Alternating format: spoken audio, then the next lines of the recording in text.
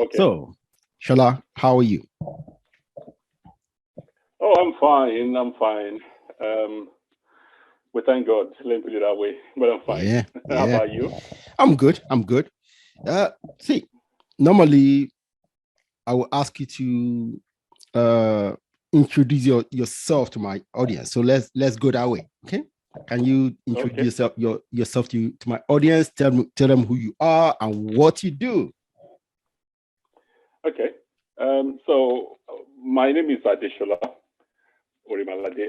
I am a career finance executive. I've worked in many organizations, both in Nigeria and in the UK. I've also worked for organizations that are based outside the UK. Okay. My specialty is finance, corporate treasury, and I've also worked in banking. Yeah. I'm also um, a, a volunteer Okay. for quite a few organizations, and I sit on the board of Citizens Advice as the chair of the board, one of the Citizens Advice branches in the UK.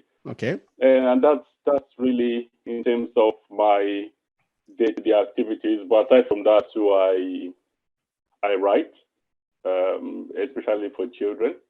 And also, I'm passionate. I mean, like I said, I volunteer. I'm passionate about issues to do with inequality, Yeah. and therefore I write about it. With any opportunity I have, I use my platform to discuss those kind of issues. So, in a nutshell, that's me. Good. Good. Good. Thank you very much. See, when I saw your profile, I was intrigued. Basically, as an executive who have the time to do things that concerns his community, that got me interested in you.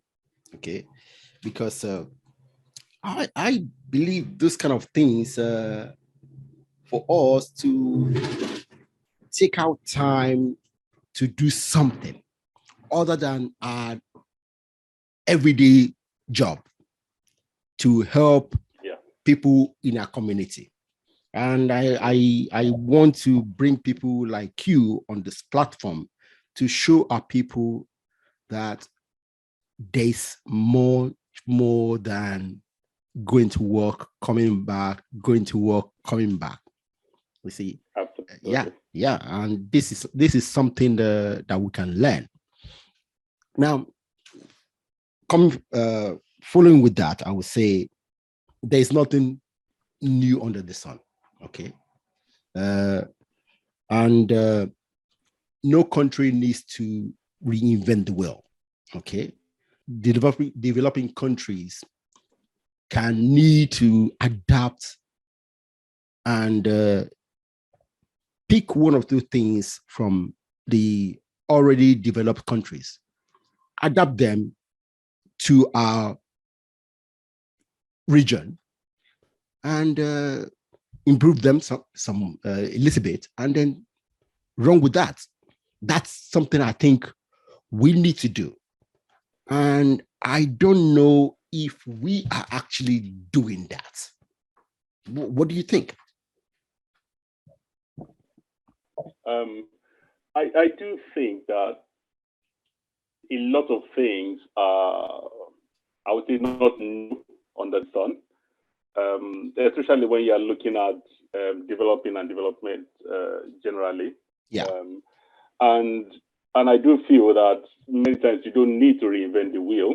Yes. Um, but what is important for me is that there are certain underlying principles Mm. of development that remain unchanged. Okay. Now, the tools and the manner we approach those issues would evolve and change, but the underlying principles don't change. Okay. So, really, you don't need to reinvent those principles, but the way and manner in which you go about solving issues will change, Yeah. obviously, and will also be adaptable to your society and your community. Yeah. But the underlying principles remain the same for development. And for me, I've seen people talk about almost a total rejection of the way some parts of the world look at development and growth. and institutions, for example, Okay. that we have to find our own path, which is true. But the principles do not change. Yes. The fact that you want to find your own path doesn't mean that you abandon the principles, right? If there's a road, you don't get into the bush, the cutlass, and say, I need to make my own way. Oh, okay. When there's a road there. So you get on the road, right? How you move on that road may differ from person to person, but there's a road already created. So you take that principle. And I do agree with you on that, yeah, there's some things that are new because, the world is forever evolving. Yeah. But the principles for development can be adopted. See, this is exactly why I brought this up, because I talked to a lot of youths across Africa, and they say this all the time. No, we need to find our own way. Okay. We want to find our own way. How long have we been doing that? Yeah.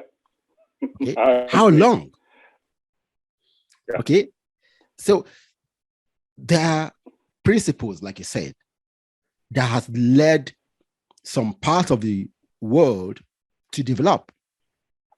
Yeah. Okay. Take those principles, okay, use them to map out your way. Yeah. Yeah. But absolutely. it seems they want to reinvent everything. Yeah. See? Yes.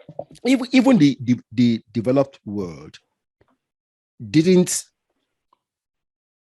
abandon the things that have worked with the already developed countries or regions. Yeah. At that time. They pick what, see, when the Roman Empire conquered Greece, okay, Greece was much more developed than the Romans. They took a lot of things that the Greeks were doing, and they now improve on them. Okay, yeah. Even before Greece, when the Persians were more developed, before the Greeks picked up things from the Persians. Mm-hmm.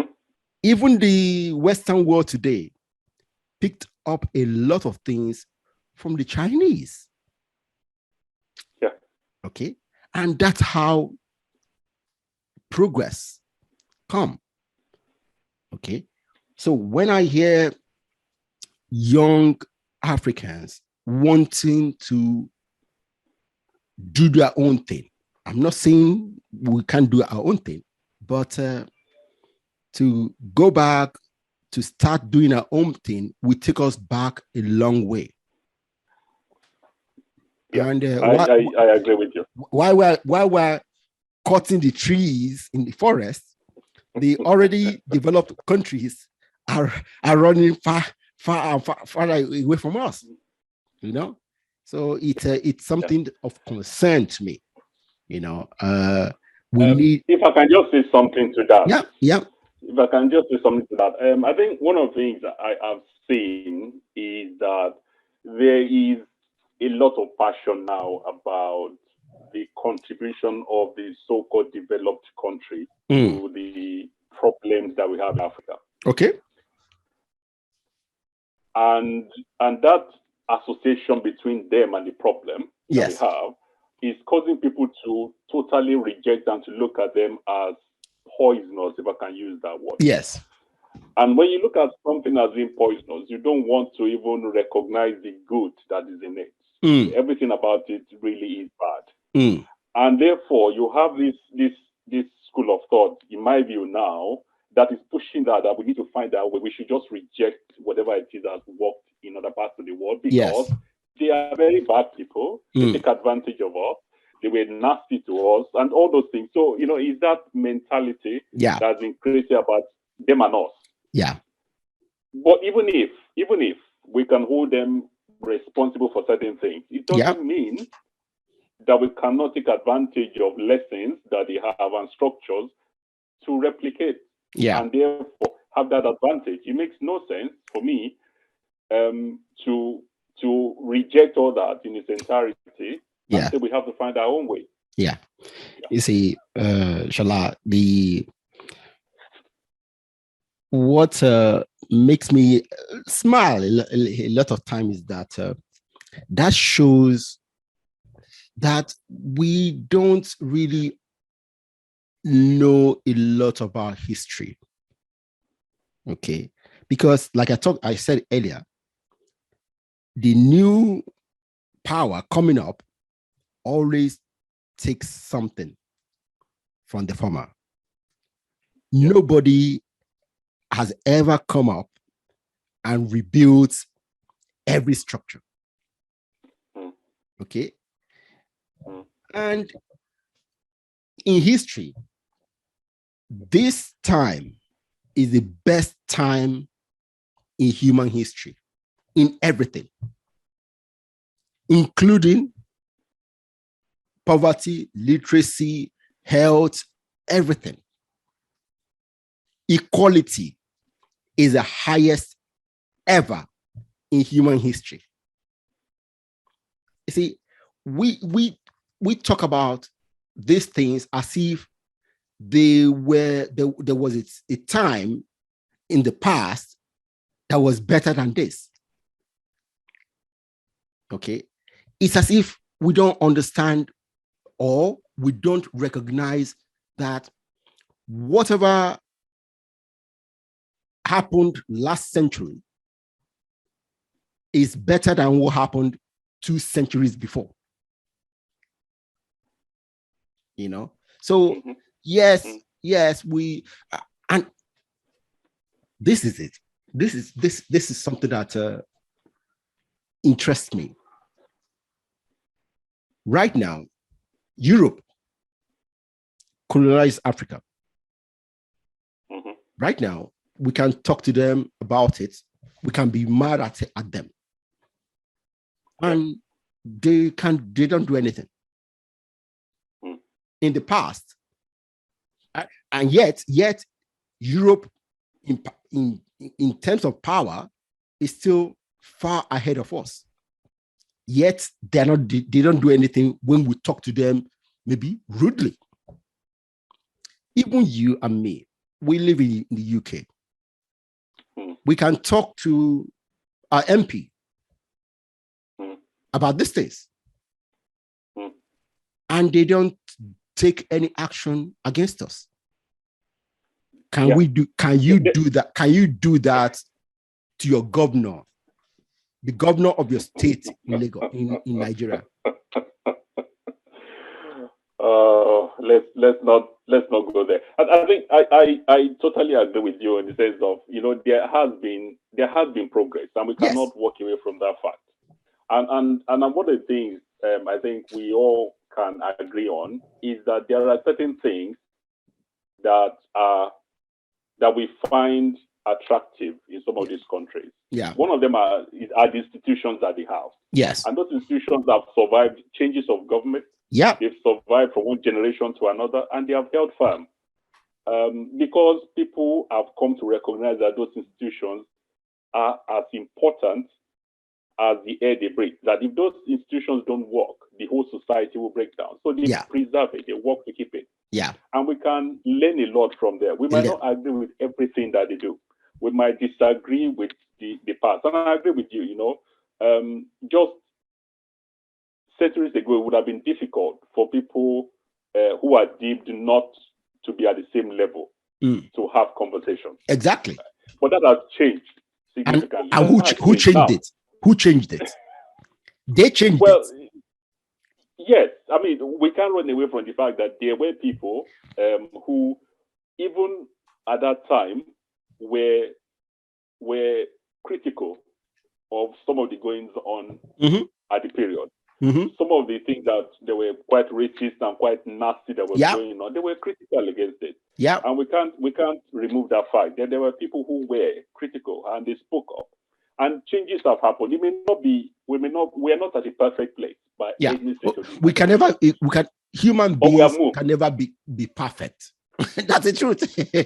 Yeah. But we have moved. We have moved Yes. a lot from where we were a century ago, and we need to recognize that. And for me, I think there's a renewed passion now. I think, in my view, there's a renewed passion now, which maybe we didn't have, I don't know, a decade ago, about the injustice. And I think that is also creating this sometimes total rejection of anything positive from the developed countries. And I think it would be a mistake to take that line, because there are a lot of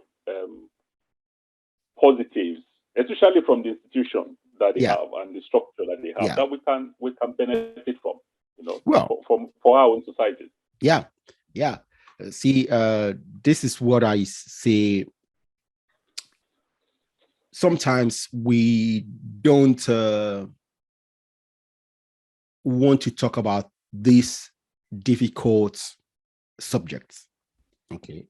And I, for one, I've been trying to avoid talking about them, because I engage a lot of young people on social media, and their views let me know that they are not ready to discuss the matter on a factual basis. Okay. And I think that a lot of discussions of these issues are mostly emotional. Okay. And for me, discussing these very important issues on emotional basis, we have already lost the argument. Okay. Now, when you get emotional about these things, and other people see you being emotional and not dealing with facts, okay, we put ourselves in this position that we can be further manipulated. Okay, and I talk about this all the time. See, being emotional, not being factual, opens us to manipulation. Any party outside there that want to butt heads can give us stories to make us fight this party, because they understand that we are always emotional and that we don't have the behavior of finding out facts. That means they can tell us one thing, and we always already go on rampage before somebody now say, hey, I checked this thing out and I found out it's not true. Okay, but this is the see, the world today is it's as if it's realigning itself. Okay, and we have the opportunity to put ourselves in a position that after the realignment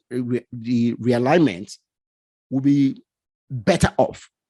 But we can't be better off if we don't do things in a factual way. If we still do things in a way that that opens us up for these manipulations, then we will lose. That's my fear.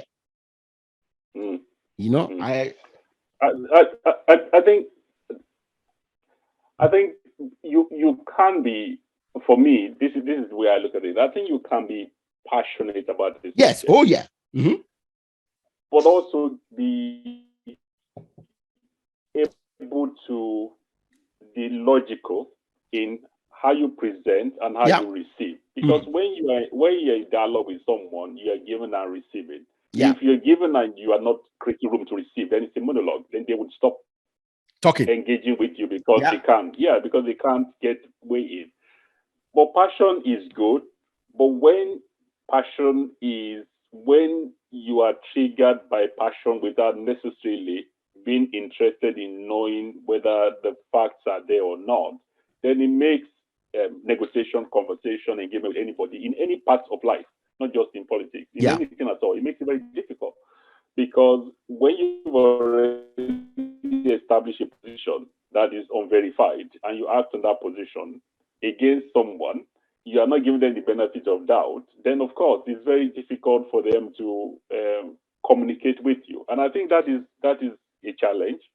I wouldn't say it's just with us. I think for example, if you look at the US, it's a big issue there. It's a big issue there, right? Because people are thrown information which may not be true. They're wrong with it. And with the advent of social media, you can drop a seed in somebody's tweet, and in 5 seconds, it's all over the place, and people believe it. And it's difficult to walk back. It's difficult to walk back what you've said. It's very difficult, especially when it's being moved on and on and on. Not everyone will hear your rebuttal. Not everyone will listen to your clarification. It's already too late. And I think that is a big issue. You know, like I said, there's a lot of passion around a lot of subjects now. And some of those things, I think passion is fine, but there's a lot of emotion also ingrained in it. And sometimes the lines get blurred between reality and what people perceive the reality.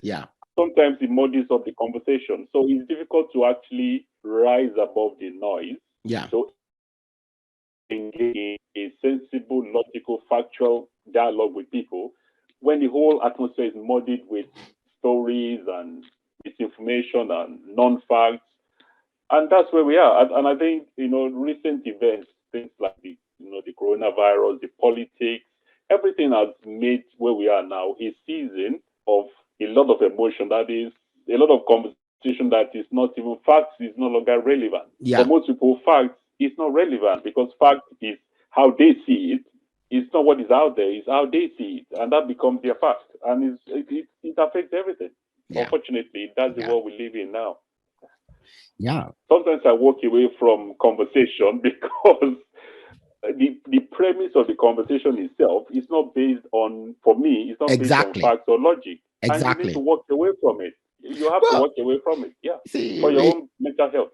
Well, a friend of mine on social media did say something. Let me see if I can find it. Just this afternoon, he posted something. Let's see if I can find it. Yes, he posted something. He says, in life, it's important to know when to stop arguing with people and simply let them be wrong. Okay. It was so I now said to him, well, maybe we can't afford to walk away and just let them be wrong. Okay.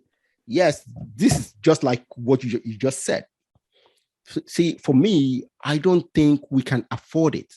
Now, the US, the country is already developed. They have standards, okay, that they work with at the highest level, at the policy level, okay. So yes, all these things going around the streets will affect them, but not the way it will affect us, because we haven't even created all these institutions that we need. Okay, so if we let this go, it will affect the creation of the institutions themselves. And that means we are building the foundation, our foundation with the wrong ingredients. That means everything is going to crumble one day, very soon. And that is something we can afford. You know? So I beg you, don't, yes, you want to keep your sanity, but I think it's something we need to continue talking about. Okay? All those things you hear. See, for me, I don't mind if someone has a particular view, okay, on anything, okay, but my concern is that, like you said, the premise of something is not factual, okay. So that means that argument from the start is wrong, okay. Now my concern is that people who have an argument where the premise is wrong, they are not willing even to listen. Yeah. When you bring the facts to show them, they don't even want to look at it. Okay, that's a problem. Yeah. Okay, yeah. For example, see, we don't know anything, all the history, all the whatever happened in before you were born. We need to read them in books to know them. Okay, all the history, we need to read them because we're not there. Now, unfortunately, many of our people don't like to read. Okay? Many of our people don't like to read. I've been in a debate with someone who challenged the books I read. Okay? Because he was saying something I thought, okay, where did you get it? I mean, I know you were not there when it happened, so where did you get it? Tell me where you get it. I would like to read it. Of course, unfortunately, he got those things from social media, whatever, and he couldn't tell me that.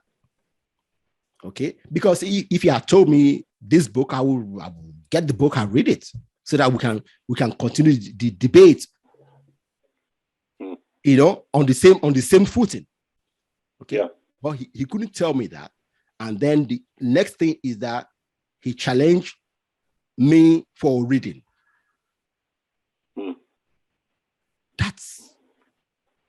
That's dangerous. Well, yeah, I mean, you know, again, I think in the last maybe 2-3 years, this issue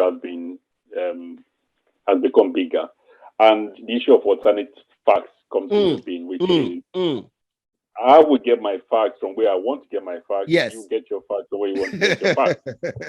And then, therefore, people that argue do so from a position of strength because they're not asking to know, they are not debating to come to a conclusion. Yeah, they want to win. Yeah, because they have a position and they believe their position. Yeah. And the thing is, sometimes those positions are based on other things that if one goes over, then everything cascades. Yeah. So you have to keep that position because that guarantees everything else that you believe in, everything else that you do. So it's again, it's where we are now in the world, and it permits everything. So again, yes, you have to choose your battle. You have to choose whether it's worth getting into a conversation with someone to try and get to a logical position. Yeah.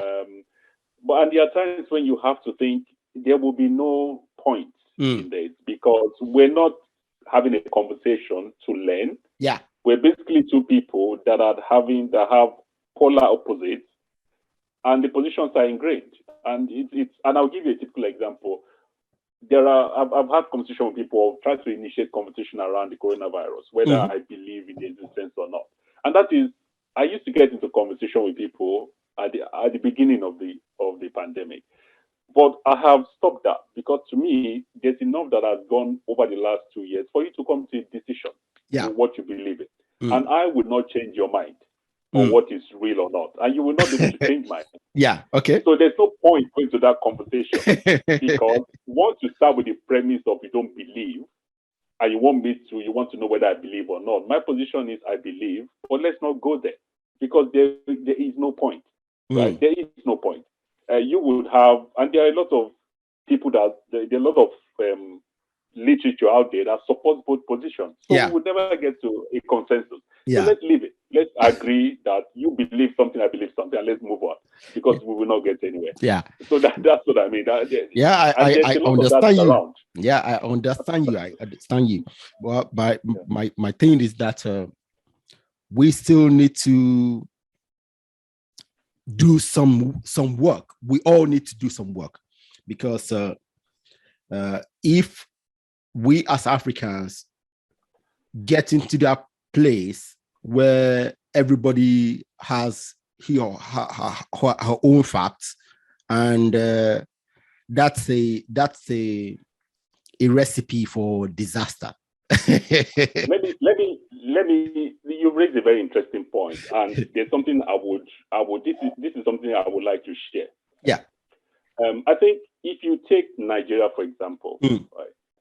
I think there are many people. I would stop saying. I think my belief is that there are many people who have come to the conclusion that the solution to our problems are in the ideas we create. That we should get into debates and conversation and come up with ideas on how to solve all the problems that we have. I disagree to a large extent with that mindset. I think we have had so much debate, so much workshop, so many workshops. The other day I was thinking, when thinking about Nigeria, and I was thinking, I wish somebody would do a study and tell us in the last 30 years how many workshops and seminars and meetings and talks about Nigeria's economy, about civil society, about fixing all our problems, about immigration, about security, transport, name it. And tell us how many workshops and seminars and meetings, have been had over the last 30 years. How many experts have been brought to these meetings? How many white papers have been written? Rows and rows of documents, communiques that were issued. And all these were all about creating ideas. And you have to get to a point where you have to ask yourself, is the issue ideas or the issue is turning ideas into reality? And for me, we have discussed enough. Yeah. Because we all know what the fundamentals are. But yet we continue in this cycle that somehow, if we vote into power people that have ideas, they will fix our country. But to me, that is not the issue. We have the ideas there. You just need to go into cupboards and desks and universities and think tanks and see myriads of ideas, very intelligent ideas. But they are not being converted to reality. And the more we have these debates and conversation and disagreements and arguments, we need to come to a place where we say, okay, how do we then begin to move forward with the practicality of making a difference? And for me, that's the way I look at it, because we can debate for another generation. But that is not the solution, because we've debated enough. Yeah. Even if we take 5% debates we've had and the results and the agreements we've come to, and the solution to and turn them into actual plans and reality, maybe then we can go to the next level of conversation, not constantly having conversation and debate and argument about what is right or what is wrong. Because I think we should have gone beyond that. Yeah. Now, I do agree with you. We have had a lot of debates. Okay. Now, where I disagree is that we can never have enough debates. Okay. Now, if we have taken action on our previous debates, we have taken positive action. Okay. Then we can now have more debates and then take action. So our issue is that we don't take action on the things we have talked about before. So talking more doesn't mean anything. Okay. And I agree. Okay. Until we are able to take action on the things we have talked about before, then further debate is necessary and good. Okay. But if we never take action, okay, after fantastic discussions, then the next debate is just useless. I do agree. Yeah. To me, that's where we are, and that's what I see as part of the problem that we have. Yeah. Wow. So, shall I say you are very interested in homelessness, child poverty, economic equality. Okay. Now, we live in this country, in the UK, where incidents of poverty, homelessness is very different from Africa. Mm-hmm. Okay. Yeah.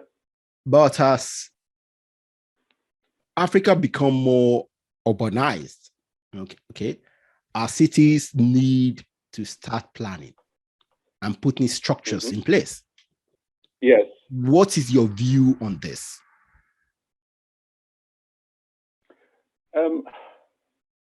I think it dovetails into what we've just talked about now. And one of the things is we've had all sorts of plans, all sorts of conversation around how we can tackle some of these issues that we have.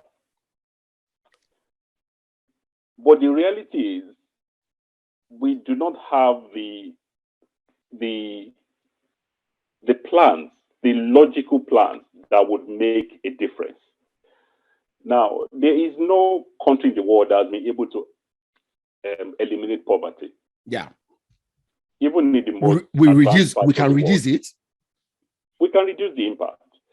But that takes a conscious, deliberate effort at changing the structures that lead to poverty. Okay.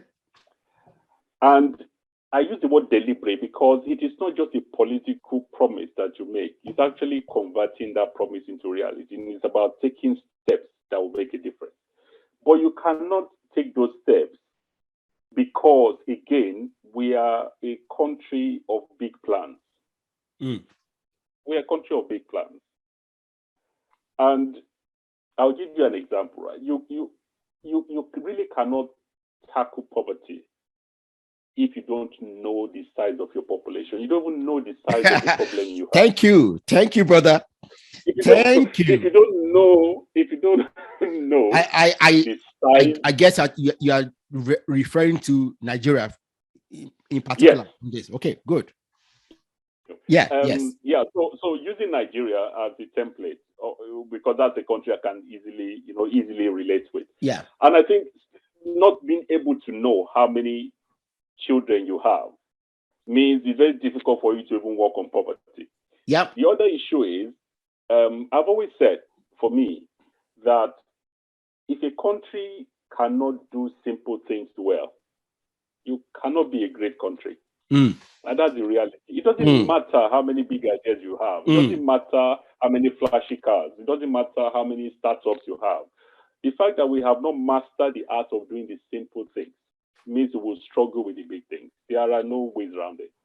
So addressing poverty is something that every country aspires to do. African countries talk about it. A lot of money is pumped into Africa from all over the world. But the structures that would help to reduce that poverty is not there.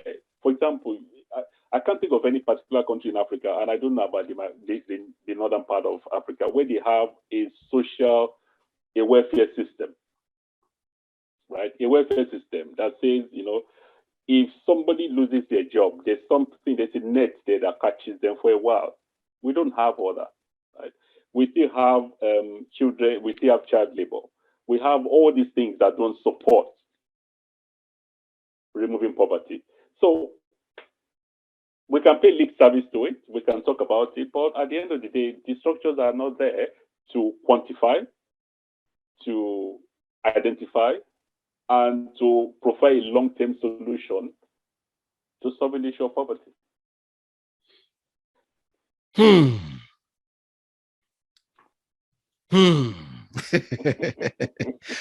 Okay. See, I had an injury nearly 11 years ago, so I stopped working in banking. And while I was recovering, I volunteered for my county council. That's my state. Yeah. Okay. And I went to the county council for several months. That was my first chance to see how the government works. Okay. One thing I saw clearly was that the qualification of the people who work for government is very, very different. The demography, the educational demography for the government was totally different from the private sector. Okay. I worked in the city. I worked in Canary Wharf, and there were a lot of people who their highest schooling was secondary school. Okay. But they were fantastic working, doing buying and selling bonds. Okay. They're good. But in the county council, the team I worked with, there were about 55 people. I don't think there were up to 5 people who had less than a master's degree. Okay. And there were a couple of PhDs in my team. Now, there were PhDs in my work in Canary Wharf. There were quants people, PhD, maths, physics. Yeah, these guys were there too. But seeing everybody who worked for government went to university in my team was a shocker. It was a shocker. And yes, I will tell you, even if I'm given the opportunity, I will most likely never work for the government again. Okay, for one reason, they take a lot of time before they do anything. that I cannot cope with. I want to run. Okay, so what they do in 3 months, I would have done it in 2 weeks. Okay, so for that reason, I won't work for government. But the deliberate way do things, deliberate. They do meetings, they document everything. Everything is structured in government. Now, do we have that kind of capacity in our state government, in our local government, even in our federal government? Okay, maybe federal government, maybe my father worked for the government. Okay, yeah. Okay, they were educated people. Okay, but at the state government and local government, do they have that same level of people working for them who do things in a deliberate way, document everything? I don't know. Capacity, I think we have. Okay. I think for me, if you look at back home, there are a lot of very highly intelligent and qualified people. Yeah. But I think it comes back again to what I believe. And I may be totally wrong in this. But my belief is that what makes people in places you've described, for example, in the UK, do what they do, is because they believe in the institution. Yeah. And they don't have to be coerced into doing it. They don't do it because they expect you to give them money when you walk in. They are not doing their job because they think if they are nice to you, you'll be nice to them. They do it because they believe in the institution and that if this doesn't work, the system will collapse. And they do not want the system to collapse. So, for example, I'll give you an example, right? When you call for my experience, when you call the local council, the people there deal with you professionally. They may not deal with you the same way if you walked into, your bank in Liverpool Street and, different. But the person on the other end of the line deals with you properly. There's documentation. So when you go into your record, you will see the last conversation. You will see what you agreed. You will see all those things there. There's no police that is monitoring them. But they do it because they believe in the structure and they are proud. They are proud of the institutions in their country. And they want it to work. The same thing does not apply on the other side. Again, and part of it is because the economics cannot be taken away from people's values. One thing that I personally find interesting about us as a nation, than Nigeria now, as an example, because I don't want to generalize across Africa, is that we believe in the concept of a savior, right? We believe in the concept of a savior, that we are going to elect a president who is totally corruption free, who is going to turn everything around for us. And then all this corruption will drop out, because when it starts from the top, then all of us will change. But it starts from the top because this guy is going to come and it's going to be great. It's going to be, knowledgeable. It's going to weed out corruption. It's going to stop all these things and then have a perfect, team around him, and that is going to filter across the whole society, and then there will be prosperity. And sometimes I wonder whether it's because our faith, we are brought up in this atmosphere of a savior, of somebody that will come and save us, and that this person will come and will fix it, and then everything will be fine. But here they are not looking for a savior. Everybody has a task, and people do their jobs. If you park in the wrong place, you get a ticket. You're not going to give the guy £20 and say, please look the other way. You will get the ticket. You will get the ticket. It's just the way it is. So they are not looking for saviors. They hold their politicians to account when they can, not always, because we know what is going on. But generally, they play their part in the whole system.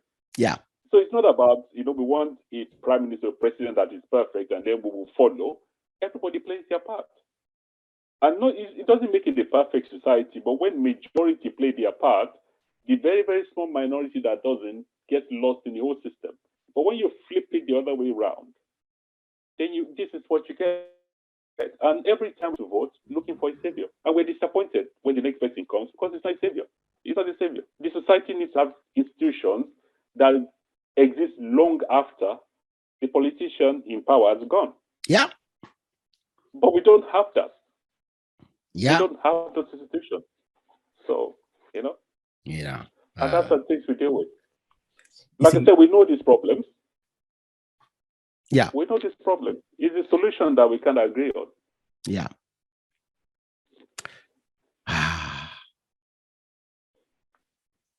You see, in Nigeria, for example, going back to from a earlier discussion, I think the people who are pushing this narrative that we need to do things our way and to reinvent the wheel are the people who do not actually want these institutions that will hold them accountable. Now, I think, see, let me take you back to social media, for example. You see, I believe that Facebook, for one, is so corrupted that there are people in a, let's say, I belong to several African groups. I believe that there are people in that group who are not Africans, okay, and are there not to help us build something, but to see what we are discussing and just stay there and put a spanner in the works for us to either be arguing something which is irrelevant or feed us some bullshit and so that we swallow it and we start running with it. Okay. So also when it comes to these institutions that we know that me and you agree we need to build, okay, I think maybe our politicians do not want those things to happen. And they are feeding some young people to be spouting these things about we create our own because they don't want it. You know? Yeah. Because yeah. It's I mean, there are vested interests. I mean, yes. The fact of the matter is every country, they have vested interests, you know, regardless of it is, even in the developed world, they have vested interests. And I think the difference is when the vested interests begin to affect so much the structure of the country. That is when you have a problem. Yeah. When they begin to dictate, because for example, you have the even in the US, you know, you have the lobbies, people that lobby politicians to get things done, you know. But there are still structures in place that make sure that there's some visibility on that. So you're meant to register, you know, if you're a lobbyist and what, you know, if you get donation from certain interest groups, you're meant to declare them. They are not perfect, but those are institutions that says at least we're trying to create visibility. We don't have that, right? So if I decide to sponsor a politician, we know how these things work back home, right? You don't even need to disclose it. So, and even if you disclose it, nothing happens anyway. So who cares? So I think yes, there are interest groups. There are people who are dropping seeds of discord. Yeah. But I think personally, I think our problems run much deeper than that. I think our problems run much deeper than that. First of all, I mean, for me, I personally don't think that there's a concept of Africa at this point in time. Okay. Right. I don't talk a lot about when it comes to politics and economics. I don't talk about Africa as a group because we might get there, but we're not there yet. Yes, I agree. When people talk about, you know, Africa is going to be the next, Africa is going to rise, and I'm thinking to myself, do you actually think that a guy sitting in his flat in Kampala is thinking to himself, you know, I'm part of Africa and I need to do something, you know, I'm really keen to know what is going on in Nigeria that affects me, or what is going on in Senegal affects me. It doesn't, right? We have individual problems to deal with, and we need to recognize that before we look at ourselves as this big continent that is, you know, really united. We can't even get the African Union to be a force on anything, not on economics, not on politics, nothing.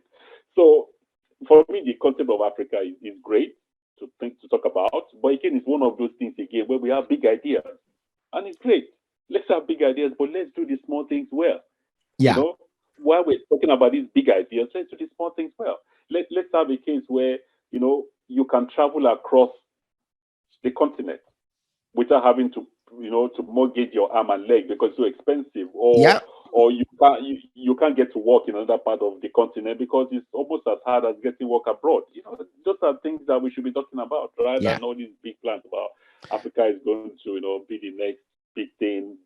It's great if that happens, but let's do the small things well, and then the Yeah. big things would follow. Yeah. See, I agree with you. Okay. Uh, and this is one of the things I talked to a young man from Ghana uh, uh, on my podcast last week. Okay. Because a lot of mostly very young Africans are the people right now pushing the Pan-African idea. Okay. And I challenged him.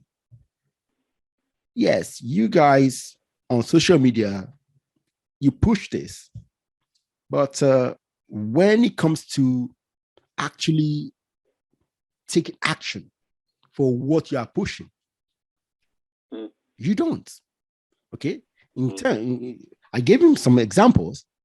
I've been working with some people across Africa, but just because I'm from one place and they are from somewhere else, they can't even, they don't want to work with certain people, but yet they are on social media pushing the Pan-African idea. Okay, so yeah, we talk a lot of big talk, but the reality is very, very different. It's different, yeah. And I think social media distorts the picture in Africa. Yes. We Those of us who are either on platforms like LinkedIn and Yeah. and Instagram are a small, very, very tiny proportion of the population of our continent. And therefore we have ideas and we espouse those views, but it doesn't necessarily represent the views or the experience or reality of majority of people on the continent. Yeah. So I always take a lot of things that people say on social media when they are really passionate about, these are the things that Africa should represent, and this is what Africa is, and this is what Africa is going to be. I take with a pinch of salt because the when I talk to people, that I know back home, and they talk about the day-to-day living, the reality, sometimes it's very different. Yeah. What they deal with is not the kind of things we talk about. Like I said, when people talk about, Pan-Africanism, a lot of people on the continent just want to get by day to day. They are not thinking of they are part of this big, this big continent that is doing, that's going places. They just want basic things where they are in their own country. They want to have a good life. They want to be safe.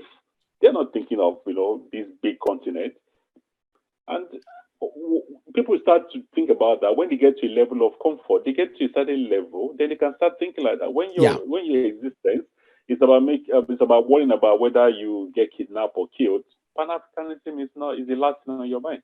You are very correct. You are very, very correct. So let's go further into Nigeria. Next year, the election next year is hotting up, Yeah. And this month,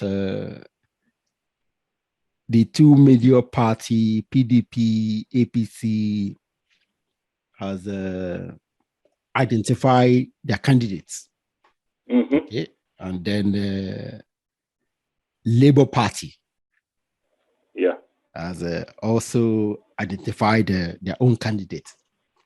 Okay, so looking at the needs of our country, Okay. Number one for me is security.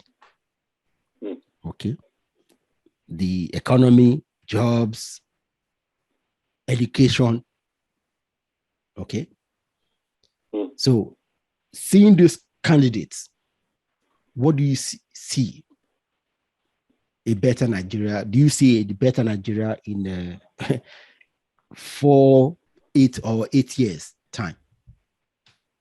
I mean, that question is always for me a difficult question to answer, because unlike a lot of people that I see, or the content I see, and some of my friends back home, I look at myself as very logical and realistic about where we are and where we are going. And some of that has come from the fact that I have lived in Nigeria and I've lived outside Nigeria. Yeah. And I cannot unlive my experience when I was there, because I didn't live as a child, I left as an adult. Same here. Yeah. And I cannot unlive those experiences. Yeah. I also cannot, I can filter the things I see to look differently, but the way I filter and I see them may be controversial for a lot of people. So I just wanted to give you a bit of a background before I start to talk. So for me, I wish really that I'm wrong in the things I'm about to say. And I hope that I'll be proven wrong about Nigeria and where I see us going. But when the current president took his second term, I was joking with some of the people back home, and I said, Nigeria is one of the few countries I know where people will go to vote on a weekend, on a Saturday, for example. And then when the results are announced, they will go to church on Sunday to pray that these people we have elected should do the right thing, and that God should touch them to remember us. And then we will leave them for 4 years, constantly praying. We will not hold them accountable, because there's no structure for holding politicians accountable. Yeah. Apart from the press. Without the press is the only instrument in Nigeria that can hold the politicians to some form of account. Yeah. And then we'll do it for 4 years. And then in 4 years' time, this person will come back to us and say, I would like you to vote for me again. These are the things I would do. Even though we know he will not do it, we will then vote for him again or not vote for him. And then he gets into power. And then we'll go to church again and pray for another 4 years. And then at the end of his 2 terms, he will bring his surrogate to us. Yes. And say, this is the person that I've elected to replace me. Yes. And then we'll elect the person, and then we'll go to church and we'll pray. Yes. And the cycle continues. And we ask ourselves, why are we where we are? It's because somehow we're doing something that has become baked into our psyche. That is what we should do. The other thing, again, which I find very interesting about Nigeria is that people believe that somehow a good man is what we need. But I think, and I'm not claiming to be a fountain of knowledge here. In 2018, I wrote a play called it was a starter called the First Lady's Poetry. Okay. Right. And the gist of the book is this. What we see and we focus our attention on, for example, is the president. But behind every single politician in Nigeria are a group of enablers. Yeah. We don't see them, but they are powerful. Yeah. And these enablers sometimes are not even the way we think they are. So I'll give you an example. When you get into power in Nigeria, and I talk from the little exposure I've had to people, politicians, is your wife becomes an enabler, or your partner, your girlfriend, whatever, whoever it is that is in your life becomes an enabler. The moment you decide that you want to leave office, for example, and that was the whole satire of my play, that the man who was president decided that he wanted to do the right thing after 4 years, after 2 terms, to leave office. And his wife said, no, that is not going to happen. If we have the opportunity to stay longer, we're going to stay longer because I want to be first lady, right? I want to be first lady. So you will not change, you know?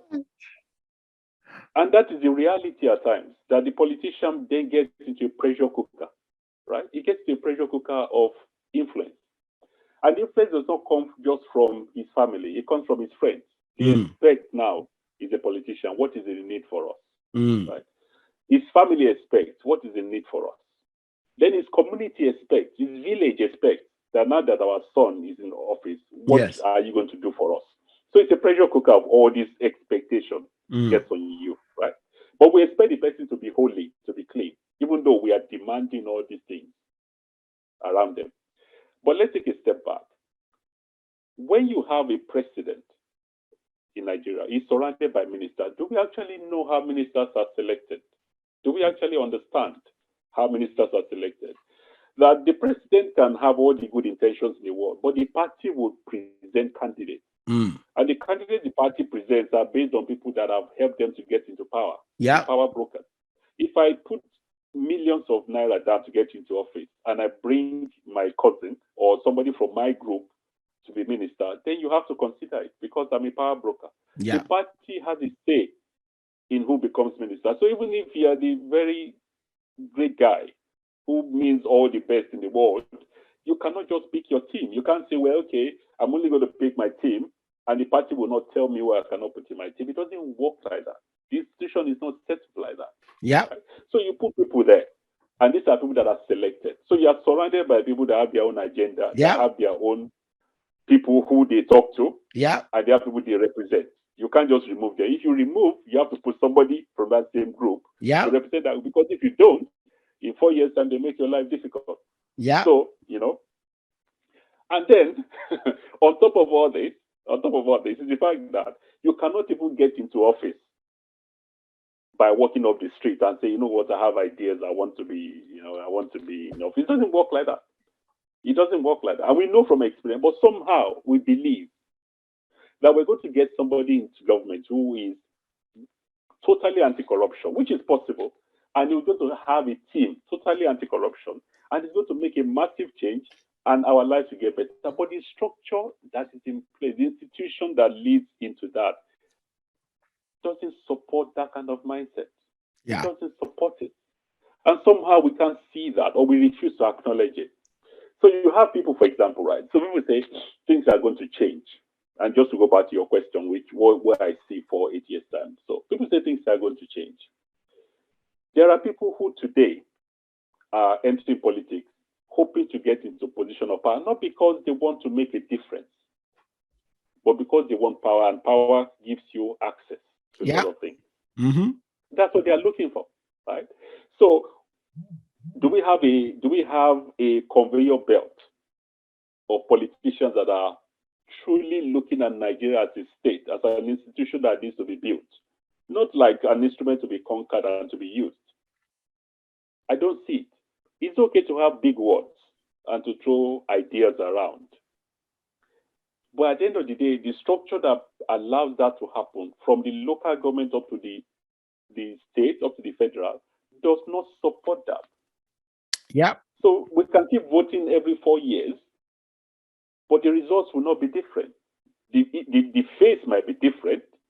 The man, the woman there might be different, but the structure remains the same. I had this argument with my friend a few months ago when this issue about the president is from this part of the world, and the president, there's a lot of people who are being killed, and the president is not doing anything. And I said, hang on a second, right?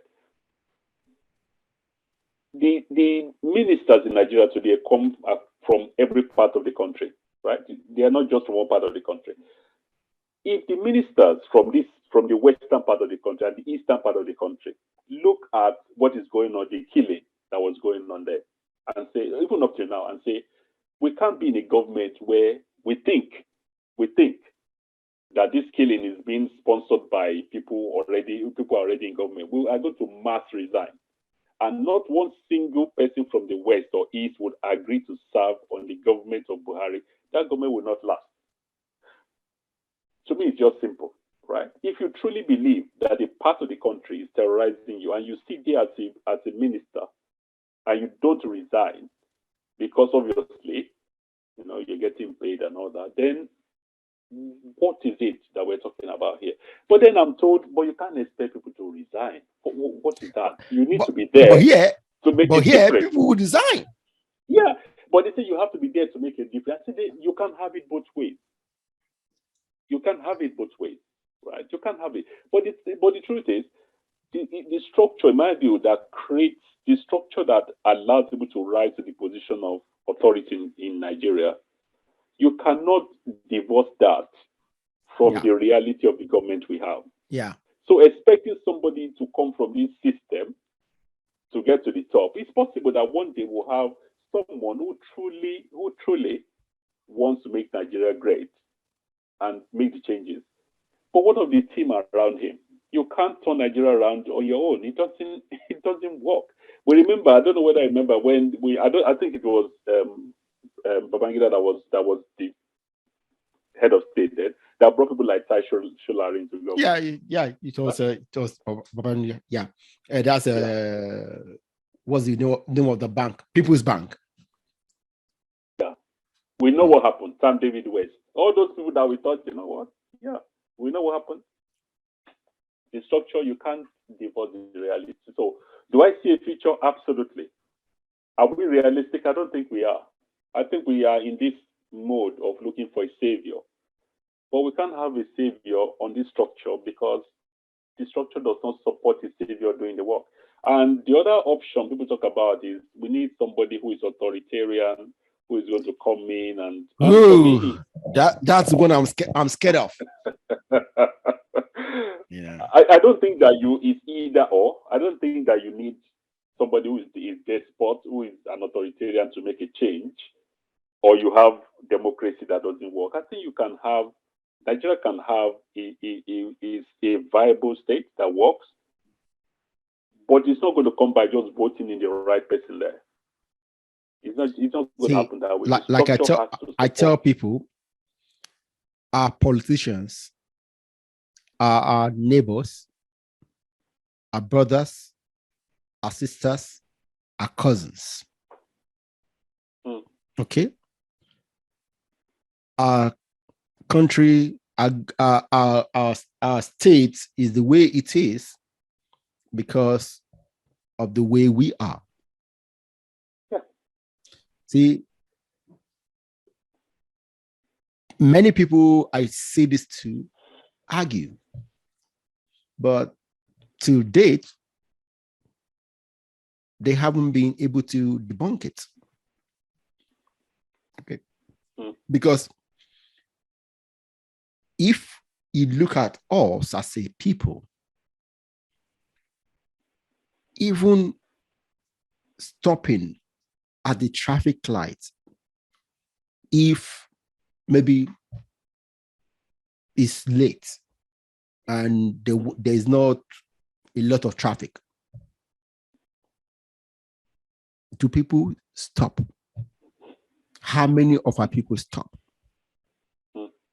when the light turns red?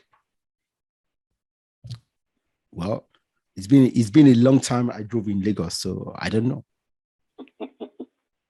But it's a simple question, and the answer will show people exactly where we are. Yeah. Well, the truth is, based on what you said, let's hope. Hope. Okay. But I agree with you. There's no magic wand. Like I said, absolutely. Like I said, hope is something that is baked into our psyche. We grow up in a society where hope is, sometimes that's what you hold on to. So for me, like I said, I hope that I'm totally wrong. Yeah. I see a lot of excitement in the coming election. But for me, I don't expect anything different from what we had the last 4 years, because the structure itself tells me that we're not prepared for change yet. Yeah. Structure. Institutions. That's the magic word. Yeah. So, Shala, see, you like me cherish structure. Okay. Mm-hmm. Cherish a community. Okay. And the community in the country we live in is some powerful community. Okay. Mm-hmm. It's more than government. Yeah. The civil society is powerful, and you have served in senior capacities in charities. Okay, so you understand how they work. Okay, so knowing all those things, okay, and what opportunities do you see that and what advice you would give to young Africans who are actually believing that something good will come in the next few years? What do you advise them to do in their society, in their communities? Thank you. That's a very good question. One of the things I found is there is a vibrancy now amongst young people from different communities, especially from our community. Not just to take the back seat, but to be very active, very visible, very vocal about the things they believe in, things they're passionate about, which is very good. Because there are opportunities in this society, in this country, for example, where we live, where even though we cannot turn our face away from the fact that there's racism in this country, but there are also massive opportunities, because there are people who are interested in making change, and they are driving the change. I think before I talk about the young people and what I see as opportunities and what they can do, I think one thing that they should be very pleased with is that there are a lot of people who are middle to a bit more matured now in their career and their lives, who are pushing very hard to break all the glass ceilings that exist in different ways, in different sectors. Yeah. There are no sector. I don't think there's any particular sector now where we don't feel equal to anyone. Yeah. I think we've gone beyond that, where we feel unable to compete. Yeah. And we're constantly pushing the glass ceiling in every sector. There are areas where there's still a lot of work to be done, but there are people, and that really gladdens me. And the other thing again is, even amongst young people, there are lots of people now, lots of young people who are also very passionate. I mean, my daughter is studying law, and she's very, very passionate about this subject. We talk about it every time. So, that gladdens me. So what are the things that I see as opportunities? I think for young people from our community, I would always encourage them to travel. Traveling opens your eyes to a lot of things. Oh, yeah. And those are things that, because of the time and the place I grew up, I never did. Yeah. But looking back now, I encourage young people to travel, see the world. And traveling doesn't mean you have to take 2 months out. No. Even if you are going as frequently as you can afford on short breaks to different parts of Europe and going to Asia, see the world. And this is why I say that is because for two reasons. One, when you travel, you experience new culture, new people, new cuisine, new places. It opens your mind. You meet people, and you never know. The person sitting with you on the plane, what you can turn to in future, you never know. Yeah. Having a conversation, you meet people. But most importantly, it gives you an understanding of where you want to settle. You know, you never know. You know, you grew up in Africa or you grew up in the UK, but you go on holiday or you travel, not holiday, you travel to Asia or other parts of Europe and you see a place where actually there are a lot of opportunities here. But sometimes you need to be there to smell it, to feel it. Yeah. Travel and give yourself that room. Before you settle down, before you start having, plant your roots, before you start having family, travel and broaden your mind. The other thing again is be open-minded to the kind of opportunities career-wise that exist. Yeah. Many times we raise our kids with this mentality that you have to be a doctor, you have to be an engineer, you have to be this, you have to be that. If you don't do that, you're not successful. You have to do that. No, we need to allow our young people to actually dream and to see opportunities. When you take dreaming out of a young person's life, you disable a lot of things in them. Oh yeah. Let them dream. Let them dream. And support those aspirations that they have. Yes, not everything. You are there to provide guidance, to support, to share ideas and experience. Yeah. So do not let your fears and your limitations limit them. Do not pass on your fears and your failures and your limitations onto them. Because I was limited, you have to be limited. Yes. Broaden them. And I say that because I have been in places before where I've met people from, for example, from Nigeria, who will not allow their kids to mix with children from other parts of the world. Wow. Yeah, they limit the exposure that their kids have because they think that, I want them to be like this, I want them to have our culture, which is great, but, in meeting people, they also broaden their minds. You expose them to a lot of opportunities. The other thing I would say, too, is that be mindful of talent and skills your children may have or young people may have. Yeah. And hone in on that. If you look at a country like UK, there are a lot of opportunity for young people to develop their talent, whether you like writing, you like sculpturing, you like painting, you're an athlete, take advantage of that and, build yourself up because there are massive opportunities there for young people. So if you have a talent, don't say, well, I'm not good enough, right? Explore it to the best that you can. Yep. And you never know what is going to be there. The other thing I would say is getting work experience, especially in the volunteering sector, is massive. And a lot of people don't take advantage of that. Yeah. There are massive opportunities, especially during the summer holidays, to get exposure and to get experience. Yeah. Sometimes, again, the more older generation don't encourage that because they were not exposed to it, right? We like work. We work, then on weekends, we go and enjoy ourselves, and then on Sunday we go to church or something, and then we work Monday to Friday. We like that. But, let's encourage young people to look at volunteering and look at opportunities that are there. And the other thing I would say is there are now quite a lot of more, especially within career options, more senior professionals out there that you can actually network with. Yeah.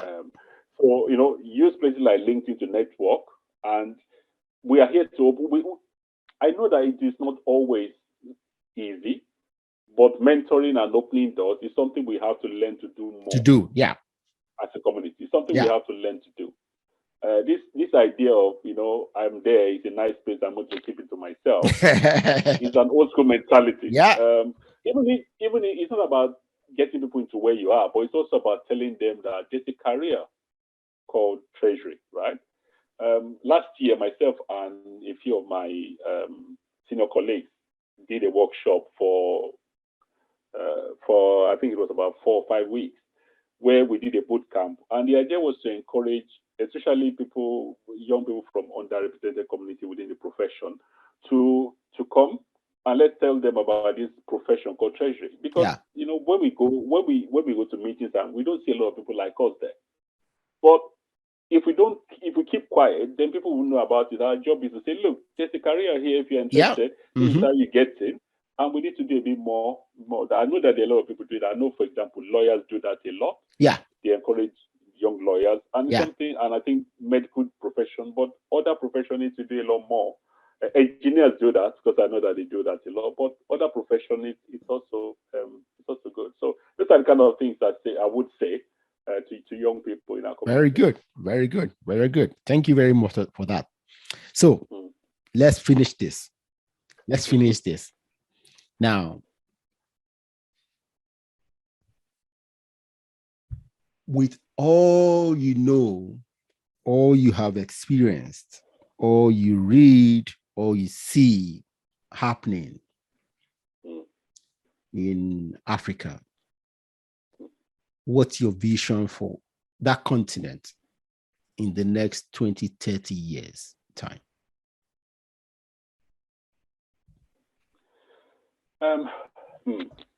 That's a very deep question, because there's something that is very interesting when you look at trends. So you look at the last 20 years, and then you use that to project to the next 20 years. And I know that, it's not that mathematical, because, life evolves, things change, communities evolve. Yeah, things change. So what would I see as the vision for Africa the next 20, 30 years? I think for me, I'm hoping to see a continent where we are doing the simple things very well. Okay. We are focused on these simple things. With the individual countries, that we've come to terms with these simple things, and we can. And when I talk about simple things, I'll just give an example. There was this, I think it was last year, there was this story going on. Whether it's true or not, I don't know, but I would say it all the same. A story last year, and I've witnessed part of this when I used to live in Nigeria. Is, you have this what do they call them now? These transformers, right? Yeah. Where you have electricity, right? Mm-hmm. They're usually placed in urban areas, right? Yeah. Right there. And there was this picture that was shown in this story of this transformer that the door, there was no any security around it. Yeah. There was no fence around it. It was just standing there. And apparently some kids were playing football, and somebody picked the ball, and the kid went to get it, and the rest is history, right? Ooh. And somebody was saying, how could this happen? And I said, that is an example of what I mean by simple things. Yeah. If, as a country, we cannot recognize that you cannot have open source of electricity just out there, where kids can get to. Exactly, which you will not see in places like you will not see that. Somebody would have called to say, look, there's a problem here, and they'll be there. They will be there very quickly and fix it, right? Or cordon off the area so that you can get there. And that's what I mean by the little simple things. So I'm hoping that we can do simple things well, and then people begin to have a trust in the system, the institutions will be developed. And I'm also hoping that there'll be more of a voice, that Africa as a body will start to speak. So when we look at, for example, what is going on in Ukraine, that will have a place where we are recognized. Sitting on the fence is always good, because sitting on the fence is safe, but it also means that you are not looked at as a power broker, because you are neither here nor there. So you are constantly on the fence, which is a safe place to be. But I'm hoping that